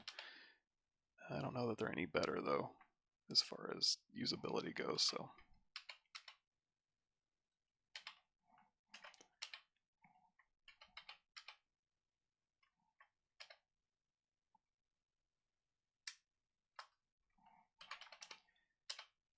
That's a little bit much. Let's do inflate. Inflate's a little bit of a softer touch, and also I'm working lower, so I'm going to drop my smooth intensity down just a bit.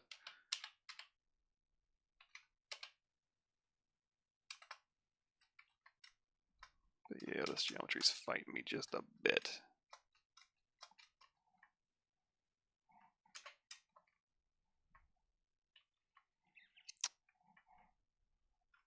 Pump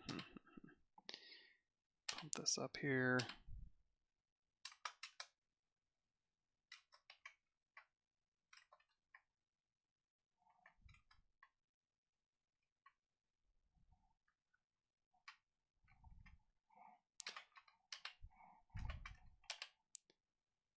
Define this a little bit more. Let's go back to a set level 3.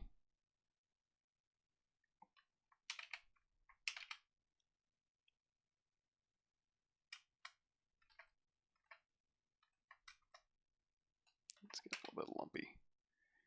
With a bigger brush here, and then hold down shift and let go of shift so you can get that secondary algorithm here.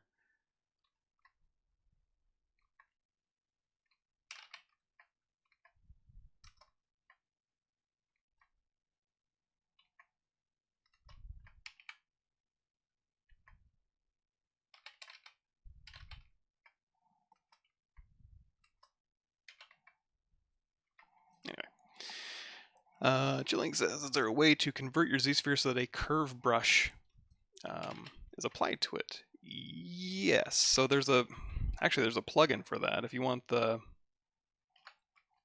so if you go through here, here's the manual way. So you got a Z-sphere here. Let's go into skin shader so you can see it a little bit better.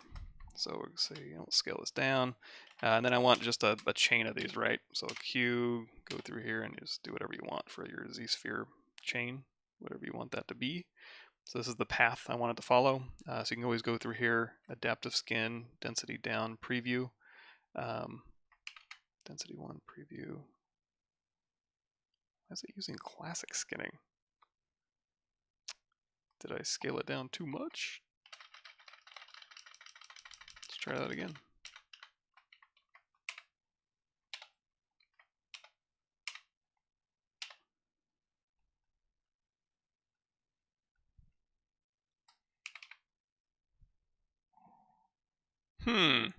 So usually when it does that, it says use classic skinning, and that's the preview you get.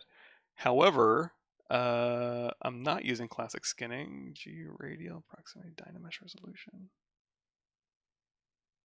I don't even know what it's doing for my adaptive skin.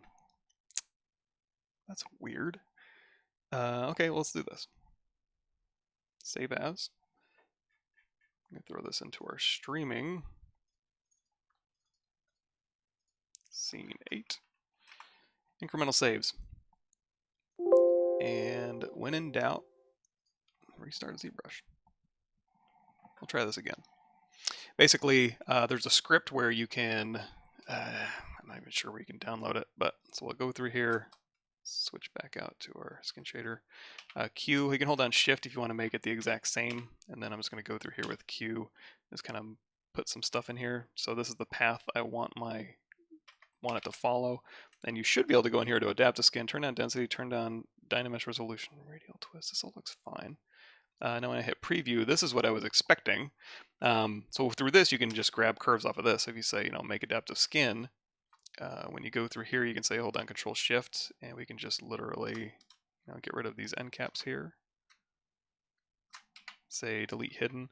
And what we're really looking for is, like, if you go into ZModeler, polygroup, polyloop. So this here and this here. So you've got these two, and then that's the path your curve can follow. But even while you're here, you can go through here and just do, let's say, Control W. We'll do a polish by features, kind of smooth this out a little bit.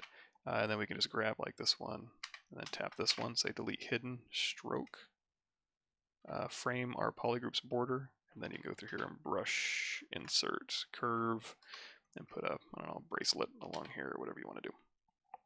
There is a script though. You'll have to Google it. It's like Z-sphere curve script or something. Where basically root to tip, drag your Z-sphere out, and then hit this button, and it'll just put a little curve along there. It's a little bit faster, but you also have a little bit more control if you actually have geometry sitting in there. I assume brush size is not a factor in level of detail. Kind of depends on. Well, yeah, it kind of does. If you're talking about like when we were doing our creature sculpt, making your brush size. Sorry, my cord's in the way. Yeah, you want smaller details, make smaller brush. Unless I'm misunderstanding the question. There's another way to do that. Well, actually, you know what? Here, this is going to be kind of a long playlist, but it's well worth it, I think. Let's go to my station page, and then in here, where is it at? This one. So there's the ZBrush Summit 2018 I did. This is about, the controlling curves thing. So here's the presentation I did at ZBrush Summit. Are you kidding me? Kind of go through here, and I talk a lot about curves in this, and then also in my tutorial series here, there's 96 in here, and there's also a controlling curves somewhere in here. Let's see. Twist, precise twist control, hair curve control. Well, I think this will have a lot of it too. ArtStation, and then also on my YouTube channel. Controlling ZBrush curves. Oh, there it is. Controlling curves, curves helper. That's what it is. So here's another playlist. Sorry. And then curves helper is what you're looking for. Let's see if I have polyloop. So this one. Grab these ones, delete hidden. Maybe. And then maybe cross your fingers, everybody. Useful scripts. Curves helper. Oops, that page doesn't exist or is private. Google curves helper.